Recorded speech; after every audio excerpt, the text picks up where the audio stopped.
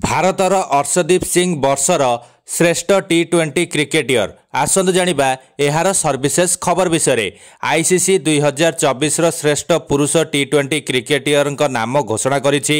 भारतीय द्रुत बोलर अर्शदीप सिंह श्रेष्ठ टी20 खेलाड़ी घोषणा करा जायछि।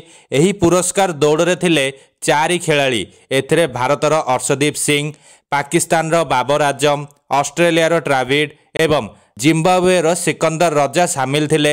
एही सबु तारका खेलाड़ी को पछरे पकाई अर्शदीप सिंह एही सम्मानित पुरस्कार जीतिछंती।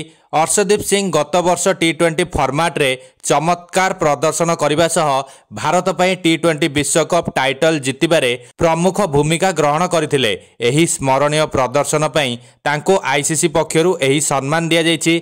गत किछि वर्ष मध्यरे युवा द्रुत बोलर अर्शदीप सिंह टी20 फॉर्मेट रे टीम इंडिया सबुठारु गुरुत्वपूर्ण बोलर रहिछंती। 2024 रे मध्य तांको तरफरु बहुत भल खेल देखिबाकु मिलिथिला। से गत वर्ष टीम इंडिया पई 18 टी20 मैच खेली मोट 36 विकेट नहीं। से 2024 रे टी20 भारतर सर्वाधिक विकेट नहीं। निकट रे अर्शदीप सिंह को 2024 श्रेष्ठ टी20 दल में स्थान मिली।